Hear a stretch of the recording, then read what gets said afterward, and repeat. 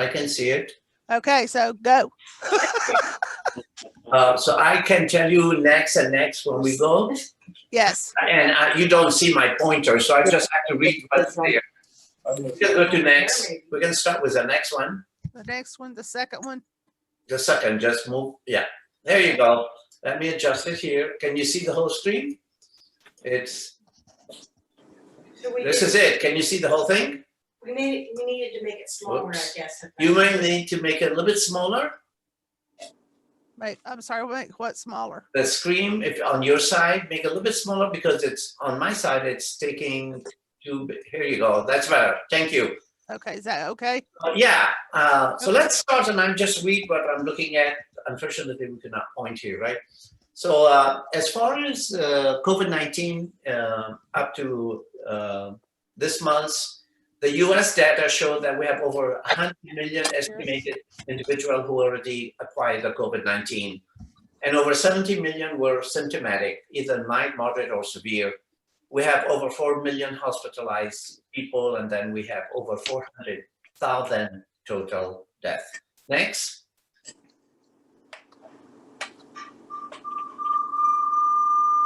Here you go. Can you see it now on your side? Yes. Yeah, the title here, it said human viruses exposure, the good and the bad. Can you see that?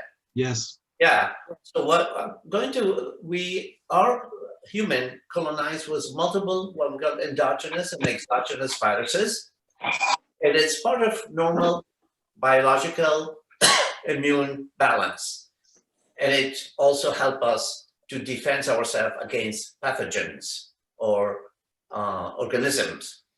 So the body, our body produces 10 viruses a day, believe it or not, mostly DNA or RNA particles of the body. And we need to do that in order to survive invasion. So there's about 30 recognized as far as COVID-19, there's about 30 of them recognized, and only few of them infected human, and one of them is COVID-19. We get exposed to a lot of viruses, and it comes mostly from animals. As you know, measles and rubella and Zika viruses come from all different kinds of animals. Next, or this is three COVID that we had in the past 20 years. The first one occurred in 2002. Start in China, and it's called SARS, SARS. The contagious rate at the time was 1 to 1. The mortality rate was high, and it lasted for 1 year only. The next one came in 2012, which is 10 years later, came from the Middle East, bat to camel to human, and then the contagious rate was reasonable. Mortality rate was higher, lasted for 2 years. Not many people died because it's not very contagious. The one we have now, it's COVID-19, the lower third of this table. It came from China, and it came from bat, pangolin, and human. The contagious rate is 1 to 10. What does that mean? And I explain it this way. If you're in a room and we have 20 people, thank you. We have 20 people in the room and I sneezed and I have the COVID virus. If it was the SARS, I only can contaminate 1 out of 10 people. If it was MERS-COVID, I contaminate only 1 out of 10. And if I had COVID-19, 10 out of 10 will get infected. That's how the contagious. And we'll talk a little bit about why that is. It's mostly depend on the spike of the virus. Next. You do it. Thank you. What is the virus all about? So just information on the virus. It has spike protein. The most important and dangerous part of the virus is the spike. And look at this one, it has thousands in the spike. And this is where the contagious come from. Example now, we have mutation of those COVID-19. And what the mutation mean? More spike or less spike. But in general, it's more spike. In that case, it's more contagious. And that's what happened in South Africa.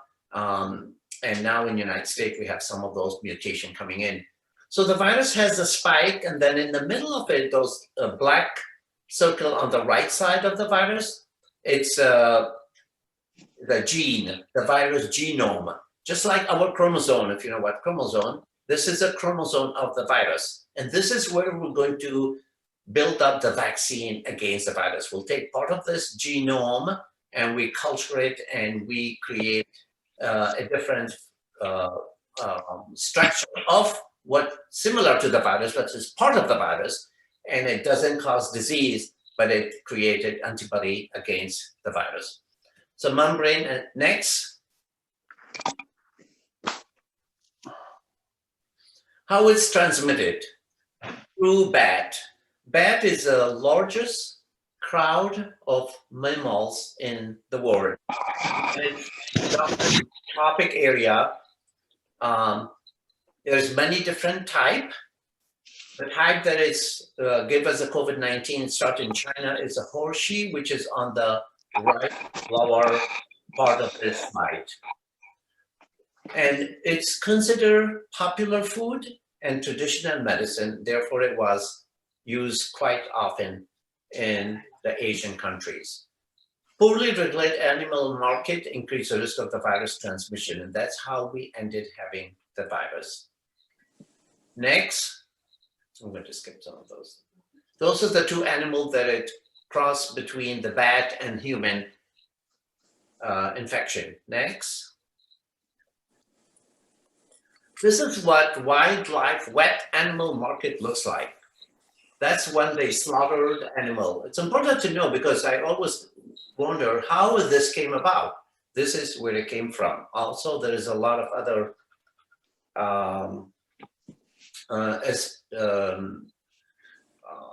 guesses of where it truly came from, and maybe it came from a lab and maybe come from there and there, but actually the 3 COVID that we talked about, it came from the animals that we mentioned about. And it's very crowded, and as you can see how easy contamination can take place. Next. So the spread usually is by speaking, breathing, coughing, and sneezing. That's it. And usually doing any of those, we produce southern or aerosols and or large droplets. The virus remain in the air for hours, and airflow, moisture influence exposure. If you're outside, it's very likely that the virus can go around, but if you're indoor in a non-ventilated area, the virus sit around and it can contaminate anybody walking across the air. Infection can happen within 14 days of exposure, and the virus load can be very high, 7 times 10,000 of what we call it, the per milliliter of droplets. And that's why the contagious rate for COVID-19 is extremely high. When we exhale, the aerosol velocity is about 5 feet, coughing is 6 feet, and sneezing is 20 feet. Next. I like this slide to show the person who either breathing, exhaling, which is the lower part of the curve, and it shows that it's 5 feet away. So if you're 5 feet away from this person who's just talking to you, or maybe just talking mostly, you may acquire the virus. If the person cough, which is the one in the upper portion of the sneezing, you can go as far as 6 feet where you may catch the virus. But the worst one is sneezing in the middle. If you sneeze, it can go as far as 20 feet where the virus can catch the person. So either the aerosol versus the droplets, but the one who goes far out, usually they're droplets with a good size micromillimeter. Next. This time. So what happened when the virus comes to us? It usually enters the nose predominantly because you're breathing in and out. And most people don't breathe from their mouth. So it doesn't, very unlikely it goes to the throat.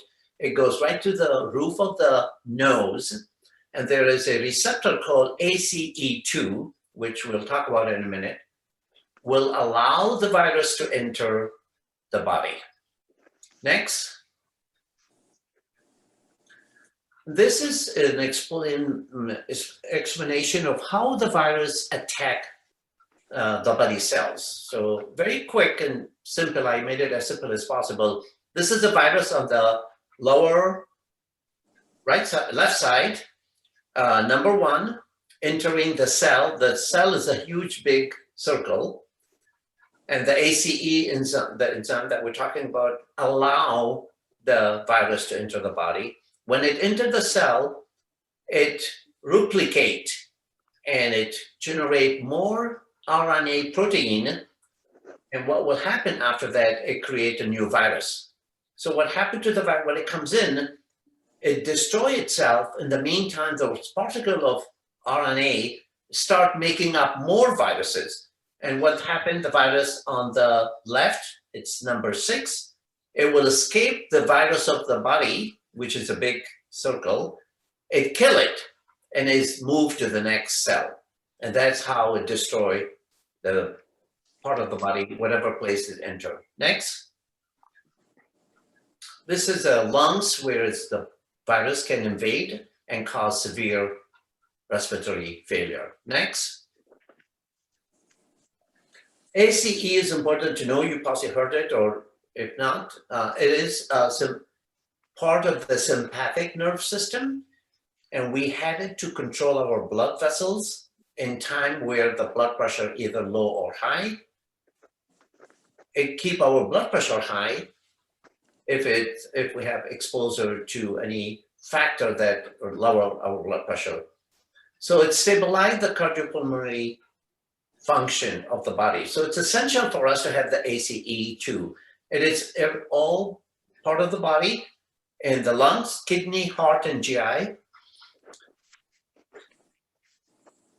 It's expressed at a higher level when we get older. Why is that? Because our blood pressure became unstable and high, and therefore we need more ACE2 to control our blood pressure. That's why we're going to talk more about that. As we get older, the exposure to the COVID-19 is much higher. Also, the ACE enzyme differ from person to person. Some ethnic background, as we will talk about in a minute, or genetic or lifestyle, all of this may impact the number of ACE2 receptor we have in the body. You don't want to have too much, because that's when it allows the virus to enter the cell much easier. Next.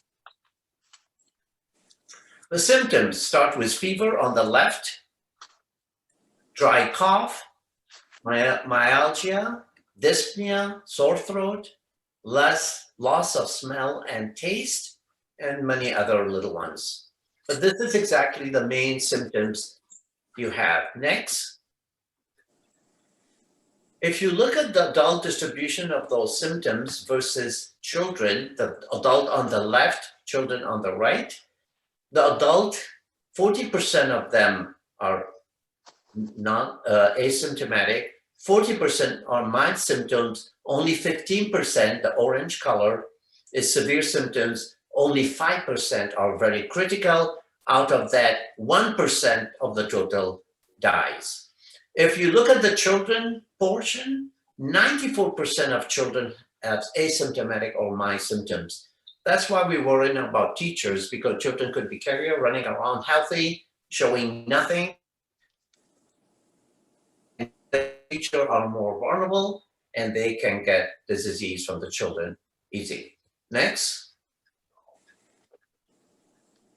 What is a risk factor? How come some people are more vulnerable to COVID-19 versus others? Number one, age. The most important, over 60, over 70, over 80.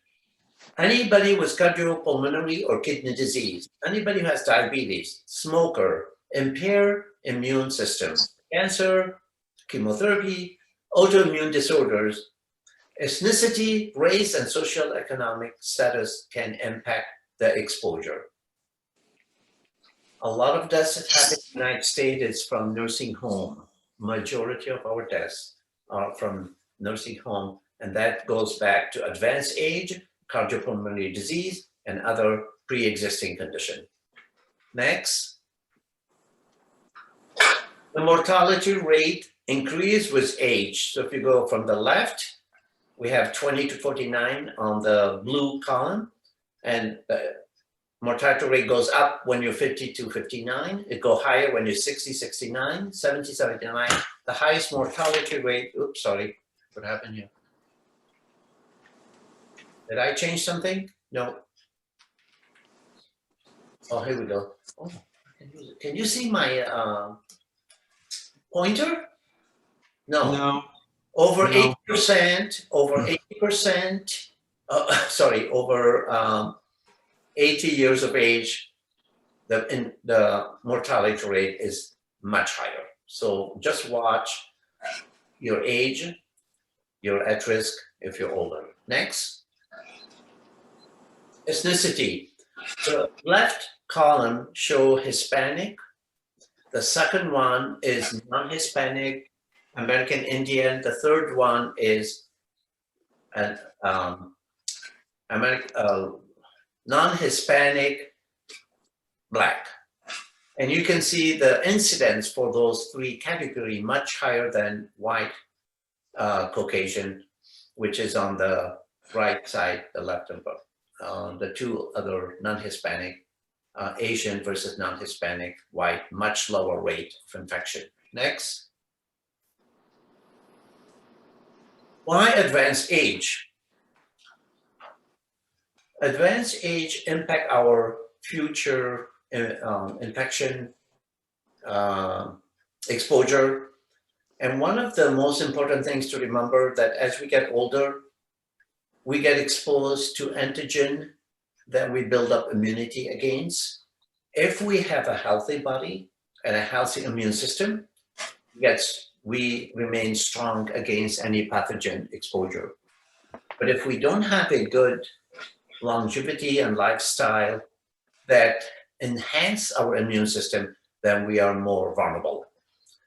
The second, with advanced age, ACE, as I mentioned, receptor increase with age.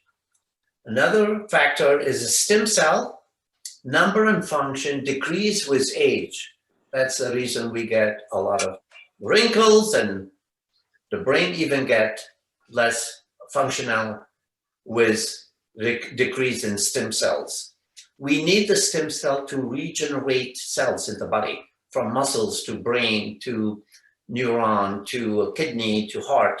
And if we don't have enough of stem cells, the body would not generate this new cells. And therefore, that's part of aging. So we have no choice that our stem cells will decrease with age. Thymus hypertrophy is noted in also aging. And the reason it's important because the T cells that we'll talk about in a minute very briefly is storage in the thymus and also increase the function of the T cells. So the T cells has to go from the bone marrow of the body to the blood and then to the thymus before it became functional and fight against pathogen. Our neutrophils and macrophages, we'll talk briefly about it, also decrease with age. Another problem with age is imbalanced nutrition, vitamin and mineral deficiency, and so on. Next. We can skip them. Next. Complication. So what happened if we had COVID-19? First of all, most of the people don't have any symptoms or mild symptoms, as we mentioned. But the 5% of the people who get COVID may get what we call it ARDS, which is acquired respiratory distress syndrome. And it's because the virus attacked the lungs. On the right side, you can see how the lungs get infected by the virus. And in that case, the person have hypoxia, meaning low oxygen saturation, and breathing difficulty, dyspnea, and a lot of other respiratory symptoms. The other problem, complication, which is commonly seen, is what we call it hypercoagulopathy, where the cytokinase storm, which I'll talk about in a minute, elevates what we call a D-dimer and ferritin, which impact the coagulation system. And so the blood became thick, and that's where we have thrombi or embolism causing stroke everywhere in the body, including the heart, the kidney, and even the brain. So that's one of the main side effect and complication of COVID-19. Next, those are rare, the autoantibody. This is important for you to remember. I put 3 categories of condition: cold, flu, and COVID-19. I looked at the cause for these 3 categories. Cold is caused by rhinovirus, coronavirus, RSV. Flu is influenza, ABC, and COVID-19 is SARS. If we look at the body ache, in case you want to differentiate, do I have it or I don't have it? A lot of people get confused. With cold, you don't have much of body ache. With the flu, you do, and COVID-19, you do. Chills and sweat, no for cold, yes for flu, yes for COVID-19. Fever, no for cold, yes for flu, and yes for COVID-19. Nasal congestion, yes for cold, sometimes in flu, very rare COVID-19. So if you start having nasal congestion and runny nose, you do not have COVID-19. If you have sore throat, very unlikely you have COVID-19. You can have it with cold, sometimes with flu, but not with COVID. So COVID does not cause commonly, rarely sore throat, not very common. Wet cough, no. So if you start having productive cough, it is not COVID-19. It could be either cold or flu. Dry cough, yes. But also none of the 2, the cold and the flu, does not cause wet cough, cause wet cough, but COVID-19 do not cause wet cough. It is dry cough. So again, dry cough present with COVID-19, wet cough not present, shortness of breath, only COVID-19. When you have a flu or the cold, you don't get shortness of breath. So when you start having symptoms with upper airway infection and you're having some problem breathing, that is most likely COVID-19. Loss of smell and taste, only COVID-19. Rarely with flu, never with cold. So when you start having problem with the smell and you're not feeling good, you could be early sign of COVID-19. Next. How do we make the diagnosis? As you all know, we do what we call it RT-PCR test, and that's what you do when you go to the drive-in or to the clinic, and they just take a saliva swab or nasal pharyngeal. Blood serum, we do immunoglobulin. We also, it's hard to check on the cytokinase, but if you have a fancy lab, they can check your cytokinase and see if it's elevated. An X-ray. Next. Next.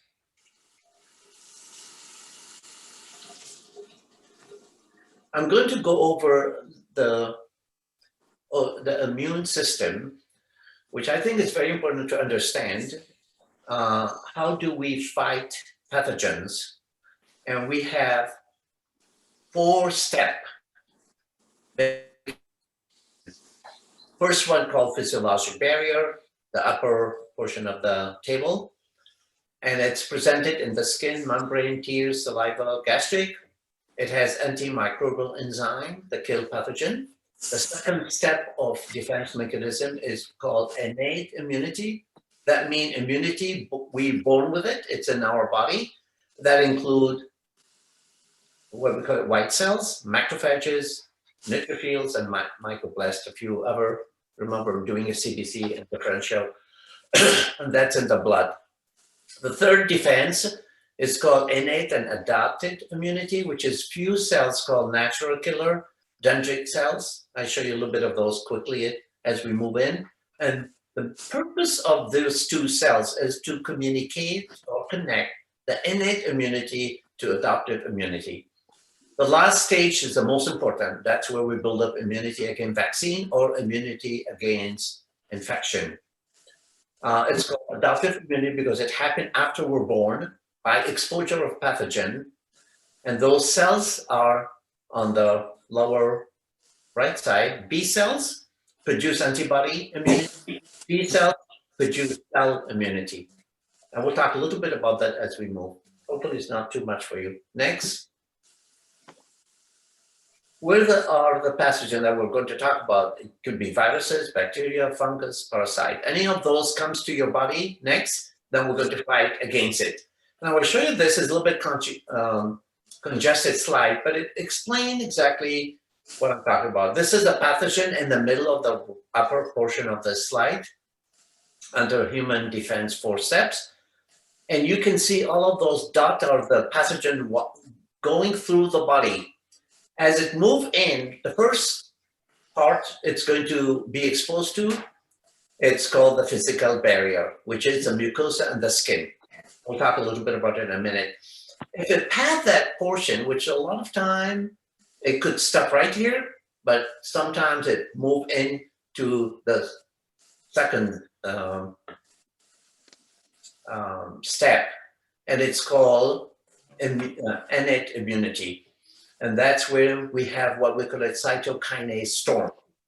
And that's where we have the coagulation problem that it happened with COVID-19 or any other viruses in the body. We'll talk about also those cells that it work on in this section called on the second step. The third step is the one that connect the second step with the fourth step. And it has those two cells that we'll talk about in quickly, and I will show it to you. So if we are going down with this pathogen and we're not getting rid of it in the first step, which is a physical barrier, the second step, which is white blood cells, third one, if we have those natural killer cells, the specialized cells call it, we end it at the bottom, which called the fourth step. And that's where we have B cells and T cells. So remember those two cells that you have to read about them. They are the one who produce cellular humoral immunity. And this is important to understand when we talk about vaccine. How do we produce cellular immunity and humoral immunity? Next. And this is just a simple presentation of those physical barrier of the tears, the skin, the saliva, in the mouth, the respiratory tract, and the stomach. All of this protect us fully or partially from invasion of any pathogen. Next.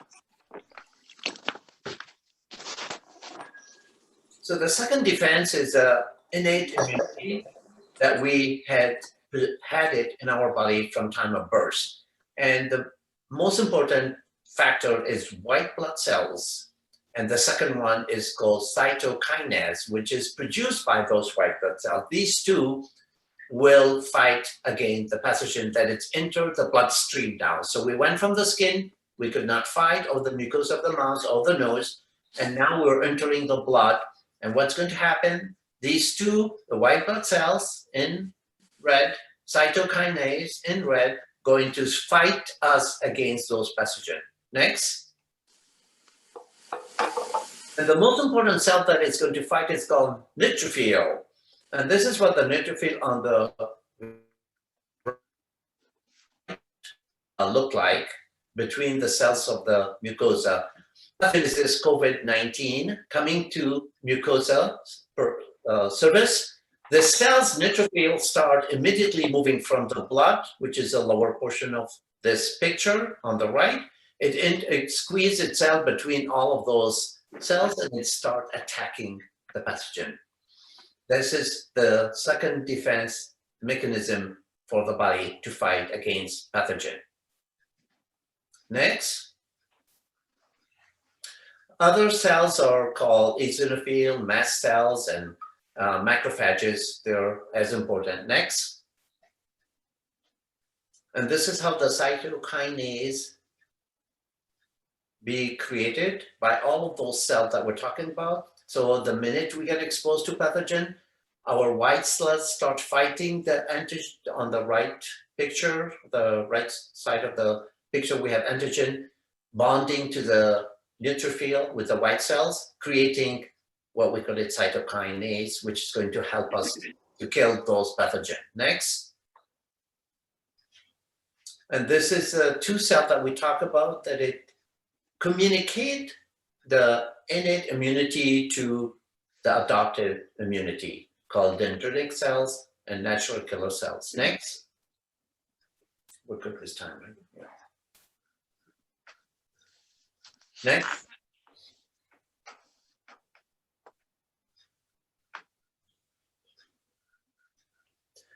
We can go to the next.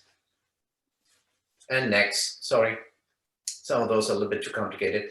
So this is the force defense, which is called acquired or adaptive immunity.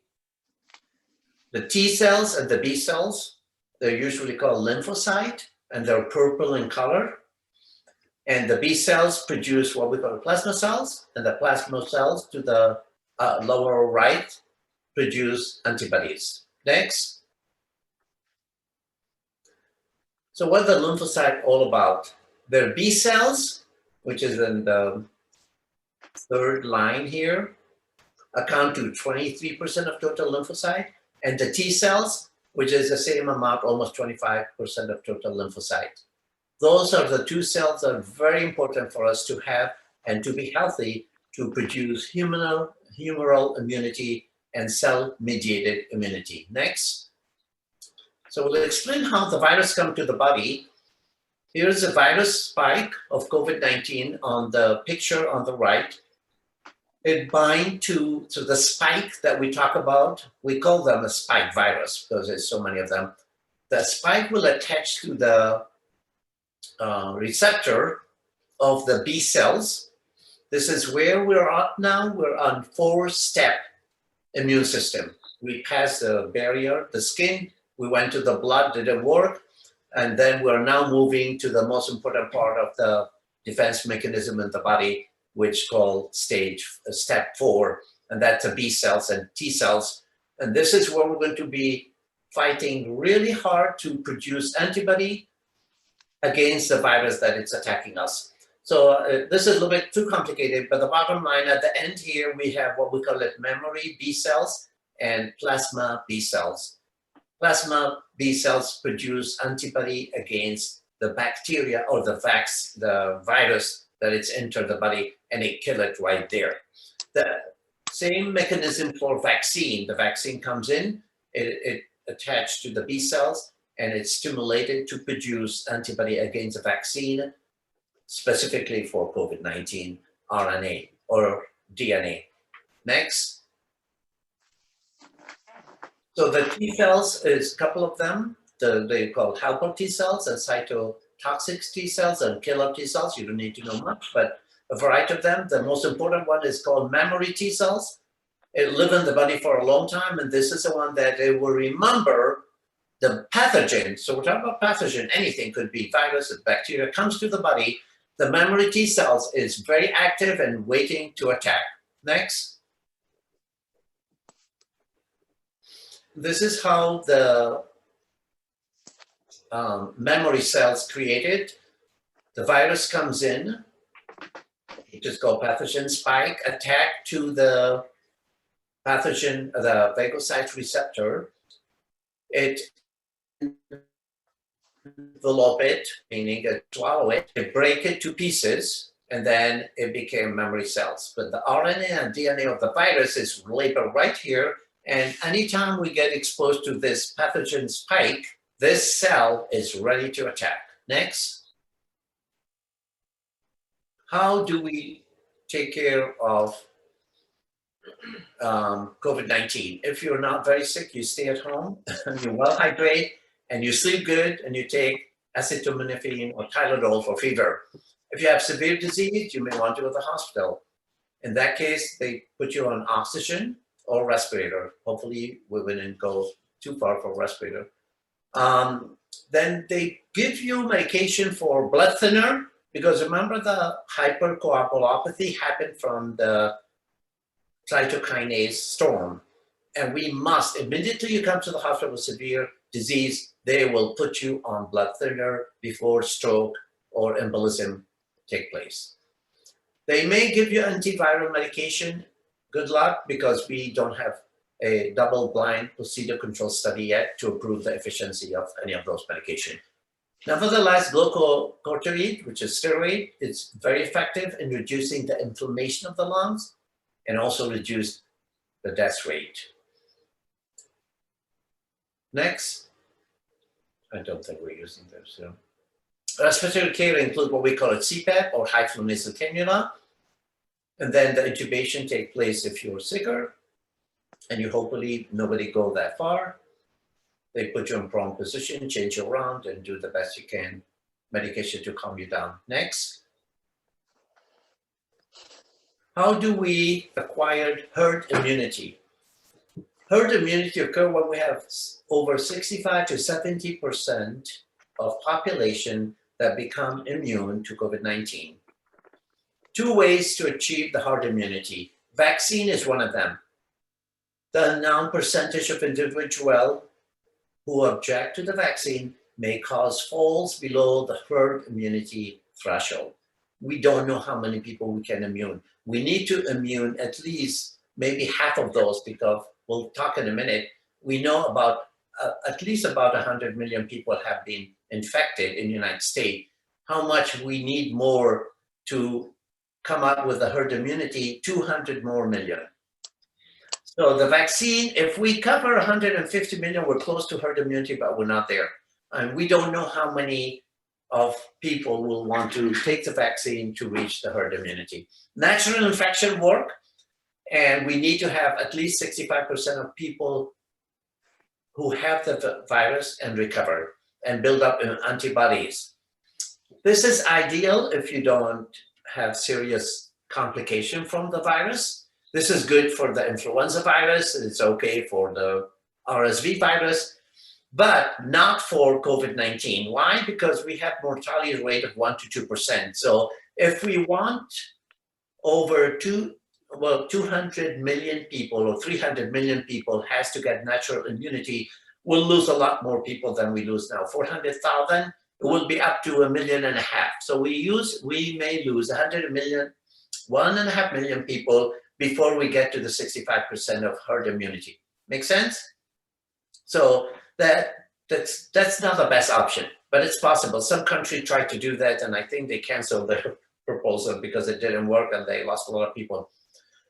The whole immunity or hold the epidemic, if we have over 200 million people in the US who must get infected or receive the vaccine. The best way to get herd immunity to have at least half of the people infected and half the people immunized out of 300 million. So 150 million should be immunized and 150 million should have the infection. And if that happens, we'll get rid of COVID-19. It will become non-existent and will go away like it happened with SARS and the Mediterranean virus, COVID. Next.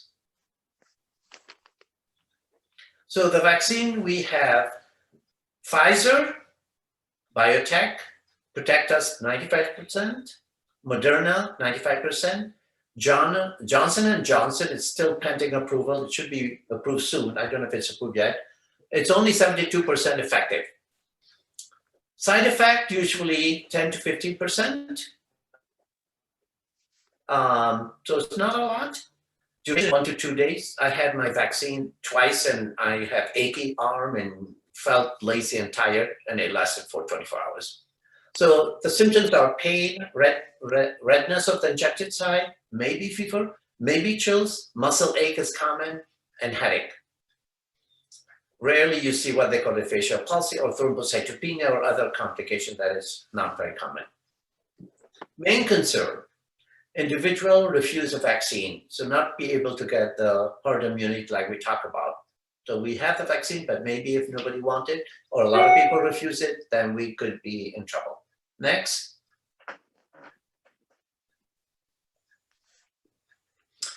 I listed those vaccines, 3 of them, and how we compare them together. First, the temperature. For Pfizer, you need to be in dry ice. That's a problem. Minus 94 Fahrenheit. And that's easy to transport, easy to maintain in clinics and hospital. On the other hand, Moderna in the middle, it's standard freezer, minus 4 Fahrenheit, and it can last in the refrigerator for a week or two. I think we have it somewhere. Yeah. And it's the one thing about the preparation, the Moderna, you don't need dilation. You don't have to mix it with normal saline. On the other hand, Pfizer, you need to mix it with normal saline as a standard. As far as Johnson & Johnson, it's only refrigerated, so we don't need to even use freezer. It's on the right side of the table. It's ready to be administered. It has mild pain at the injection site. That's it. You don't have too many headache and fever or body ache. So it's much less complication. 1 shot versus 2 shots for the Pfizer and Moderna. Resistant to viral mutation. There's no study really showing that Pfizer make any difference. There's some study showing Moderna may prevent or may be effective toward the variant of the vaccine, the virus. As far as Johnson & Johnson, they believe it's resistant to those mutation. So maybe Johnson & Johnson could be a better choice. The only problem with Johnson & Johnson, we talk about only 72% protection. So you have the rest may still get the virus. Next. We're going. Next. I think we're going to a little bit faster. We started late. Next.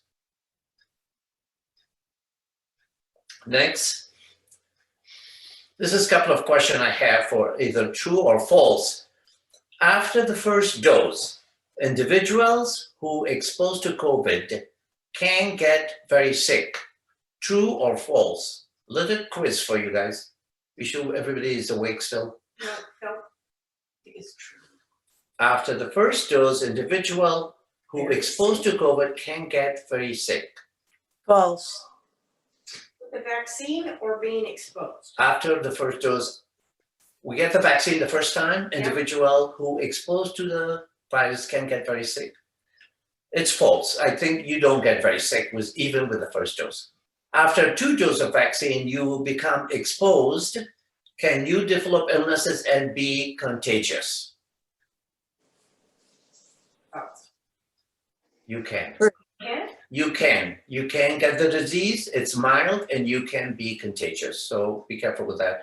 The vaccine, the third line, the vaccine given after natural infection. So you get the disease, you're over with, and now you get the vaccine. Do not affect the immune system. So if you have the vaccine given after natural, do not affect the immune system. False. It does. So if you get a virus, if you get COVID and you are ill and you take the vaccine, it will increase your antibody and enhance your immune response. So people who had previously COVID-19 should get the vaccine. Mask is not necessary after vaccination is completed. False. False. After immunization of US population, the virus can become endemic. True. Because we don't know if we can get the 75 herd immunity. The vaccine may work against a new variant. Possible. Possible, thank you. Virus mutation can make the vaccine more effective. No. No. False. False. What part of the virus protein, you may not want this one, we'll pass it. Next, sorry, next. So how do we, no, before that, yeah, that's fine. Mask. This is showing different kind of mask. The first one on the left is called N95 respirator mask, which is 91% effective. The one in the middle called surgical mask, filter only 65 to 75. And the closed mask also filter that much. Next. Maybe we started about 8 minutes after, yeah. Wearing mask, what do we need to watch for? First of all, keep it with you. A lot of time I jump off the car and walk into Albertson and it's like, oops, I have to go back to my car. Put it in your pocket. Wear well-fitted mask with no gap in between nose or chin. Wear closed mask with at least 2 layers. Wear mask always when you're exposed to people who you don't know.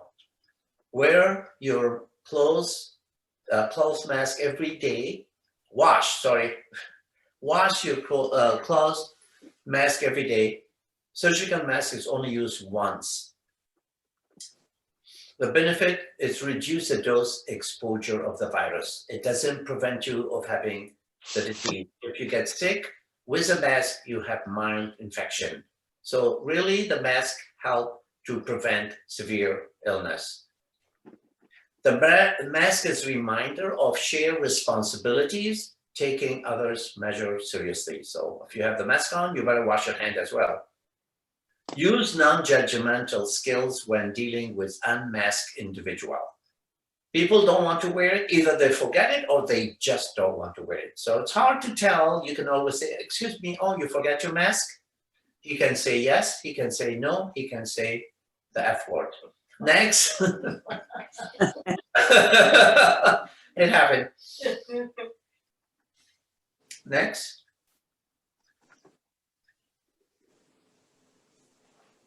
Coping with the epidemic, it's hard. So do your best. Avoid media and news intake. Find a way to keep busy at home. Seek professional help if you need to, because isolating yourself at home and not going places, it's a problem. And practice. Can I do that?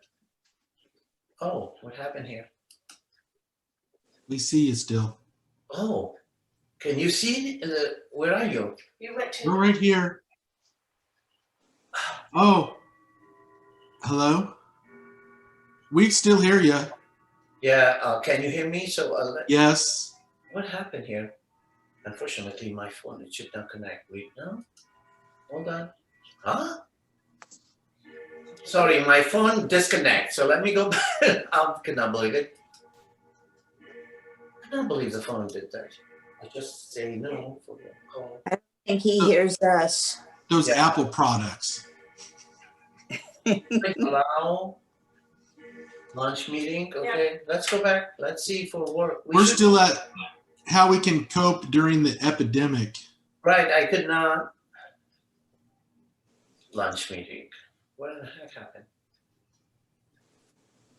I don't think it shuts off after an hour. It shouldn't. It's 48 minutes if you Yeah, don't join belong to from Zoom. browser. What happened here? That's all. They're still there. Can you not see Cindy's screen? Is that the problem? No, I see you, but I don't see the screen. Yeah. Oh, okay. Well, she still has the screen up. Hold on. So what happened? Something happened. Yeah, it took you, booted you right out. And took you It back kicked to me the out. beginning. So let me just see if go- I. Can you pull up your slides and just talk to, Yeah. You think so? follow your slides? What happened? Yeah. The slide disappeared. Hold on. just your, Let's try that. Yeah. and you were way down at the bottom. Coping. You're on 54. Yeah. Well, let me see if where is COVID? Cindy, can you hear us? Come on, Thomas. Can you see anything now? There you go. But that's But not. that's way at the No. beginning. Oh, I see. Hold on. You're right. Yeah. Thank you. Thank you. Yeah, just- I'm getting it. I'm there. Hold on. Sorry. Yeah, I'm still here and I still have the screen up and I can see everybody. Getting there. Almost. Mediterranean. Now, go to next. It's enhancing our immune system. We have more, maybe 10 minutes left, so we'll be done quickly. Do you have enhance our immune system, maintain healthy lifestyle? Yep. Yes. So we're going to talk a little bit about micronutrient and diet, exercise, meditation, stress release, adequate sleep. Then next, under nutrient, we have the Mediterranean diet, which is one of the most popular diet for healthy immune system. We have probiotic and antioxidant. You can see that, vitamin and minerals, vegetable and fruits, herb, others. The Mediterranean diet just became the most successful diet recently. What I'm doing here. Where did it go?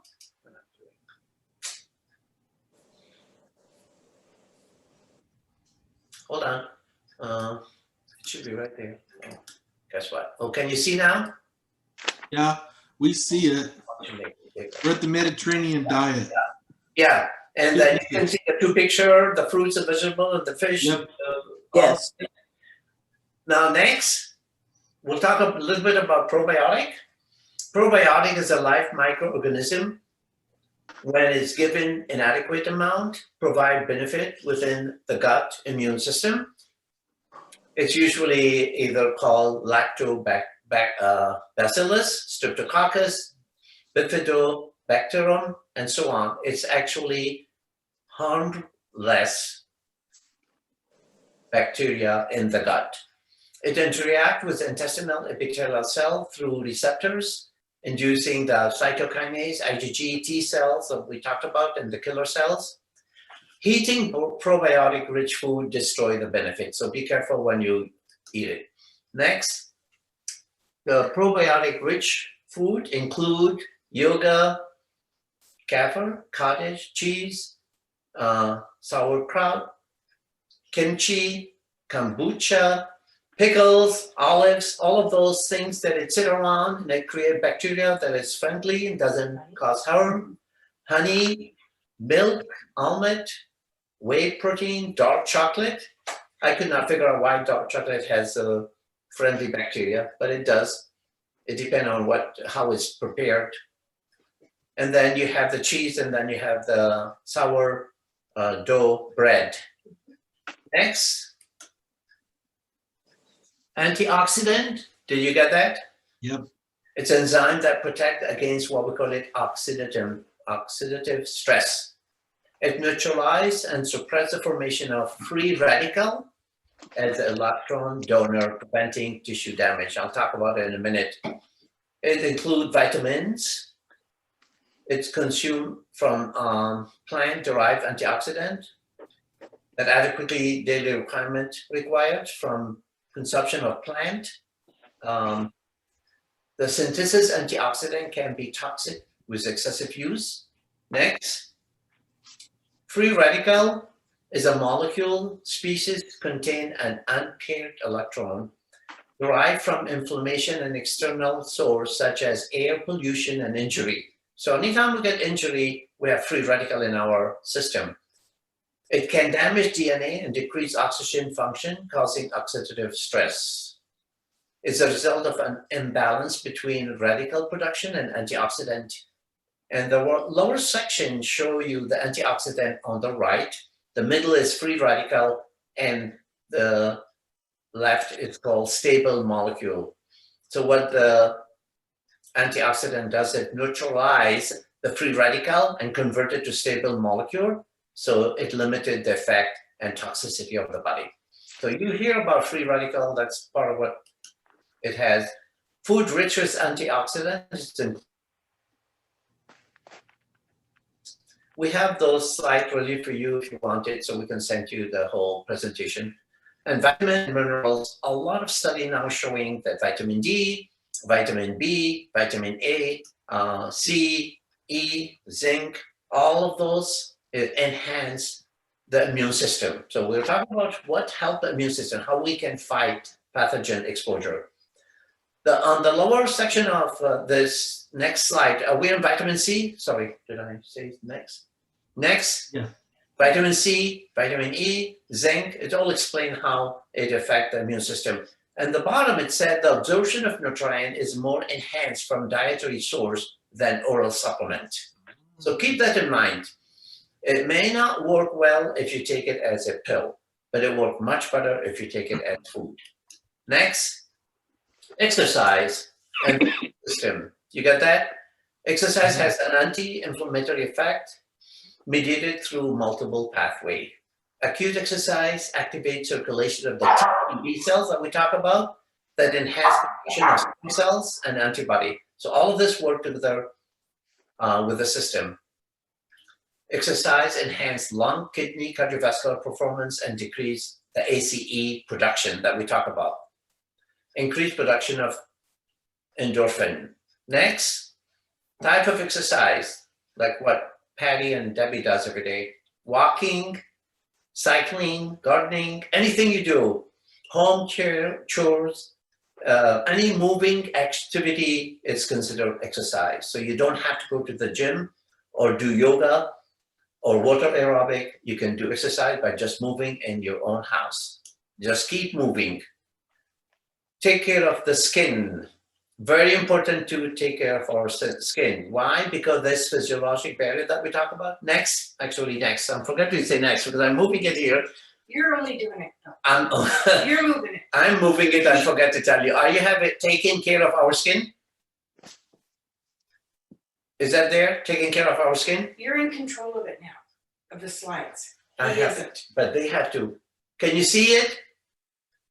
It said taking care of your skin? Yes, Yes. yes. Yes, we can see it. Yeah, just be sure. The skin is a physiologic barrier against pathogen exposure like we talk about. Regular exercise, healthy food, adequate sleep, keep the skin healthy. Stay well hydrated. The most important, also never expose your skin without sunblock. And I want you to cream that it may help the skin integrity is vitamin C, vitamin E, and vitamin A and other products. The right picture showed the layer of the skin, what it's made of. The first layer called dead keratinocyte. This is the one that it peel off every day. And this is the one that we as aging adult have a lot of this because we don't have too much of the dendritic cells, which is the middle portion of the skin.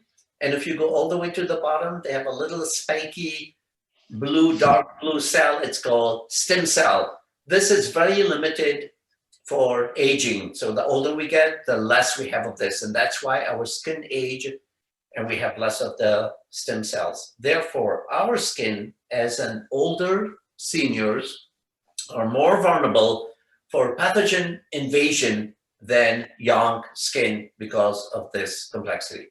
And we can try to keep it as good and healthy as we can. Next, how can we enhance our endogenous stem cells? By adequate balanced nutrition, enhances the slow aging and enhance the stem cells and prolong capacity of the stem cell to self-renew. The stem cells have to multiply and renew in all of the organs in the body to keep it healthy. Kidney, lung, heart, brain. Exercise, maintain your appropriate weight, and so on. Next, what is the effect of chronic stress? I want to talk a little bit of chronic stress. We're almost done here. Cardiovascular wise, increased blood pressure, heart rate due to release of what we call adrenaline, cortisol, and norepinephrine. That's a side effect, chronic stress. Immune system, it decreases the immune function. Neuron under stress activate dorm viruses causing recurrent infection. Example, herpes, if you all have it, or zoster. Brain-wise, stress, concentrating, anxiety, mood swing, and depression. Guys, reduce digestion, absorption, and cause loose stool. We all know that. Next, meditation. Try to meditate as many times as you can throughout the day. The older we get, the more meditation we need. It's a habitual process of training your mind to focus, redirect your thought, and increase awareness of yourself and your surrounding. advantage is stress release, control anxiety, improve concentration, enhance immune system, improve sleep, and decrease blood pressure. And you can just do it at home, whatever place convenient, like this little guy who's sitting on the couch, he's meditating himself, and use a mantra. Always repeat whatever it feels good in your mind. Prayers will be a mantra. Anything that repeated talk, calm yourself down. Next, insomnia. Sleep good. Sleep deprivation causes inflammation, insulin resistance, cardiovascular system effect. Cytokinase is produced and released during sleep. If we don't sleep enough, the cytokinase we talked about that it killed the pathogen, it's not going to be produced well. Adrenaline and noradrenaline are low during sleep, and you need to keep it low. The longer you sleep, the less of this in your system. What happened? It leads to increased integrin, what's called an integrins hormone, which enhance T cells function. The deep sleep and the less of adrenaline and noradrenaline. If you have too much of it, it decreases the integrin hormone, and it also decreases the T cells function, and you don't want that. So that's another factor of sleep. Intimacy, just keep calm, quiet. Bonding is very important. Human bond, it could be an animal, it could be anything, could be a friend. Release endorphin, which reduce stress, make you relax and better sleep, increase hormonal blood levels and enhance immune system, stabilize blood pressure, improve one's self-esteem, give you a sense of emotional well-being. Are we on the right slide? Yes, did I move intimacy and benefit? Did you see that? We don't see Yeah. that. I Oh, see that. so let me repeat it one more time. So boost our immune system by Okay. intimacy, release endorphin, which reduce stress, make you relax and better sleep, increase hormonal blood level and enhance immune system. All of this studies show in a large research, stabilize your blood pressure and improve one's self-esteem and give you a sense of emotional well-being. Next, questions. Sorry about this, but I hope you learned something from this. And if you have any question, let me know. We can go back to some of the slides. If So I have a question. Yeah. On this new variant, how's that gonna work with this vaccination? Do they have to redo a vaccination, or how's that work? Most likely, yes, because I think what happened when first of all, the vaccine is produced by the nuclear part of the virus, not the spike. But when the spike increased with mutation, the nuclear of the virus can change the structure of it, the RNA, and therefore then the vaccine is not effective anymore because the structure of the RNA has changed. So far, we believe that the vaccine is effective to most of the virus to some degree. We don't know exactly the real answer, tell the truth. We don't know. Okay. The only problem was more mutation, which may happen eventually because we're seeing more and more, the less vaccine became effective. It's still going to work though, but it may not work as 95%. It'll be down to 65% effective. See what I mean? Okay. Still take the vaccine no matter what, even if we don't have the mutation keep going, because we're going to see the mutation no matter what. The same happened with influenza now. We have to take the vaccine and they change it every year because of that mutation. And the same with HIV now. They could not make the vaccine well because every time they create the vaccine, the HIV virus mutate. Okay. It Any other doesn't- questions? No, but thank you so Thank- much. All right, thank Thank you very much. Yes, enjoy. Thank you. Yes. Okay.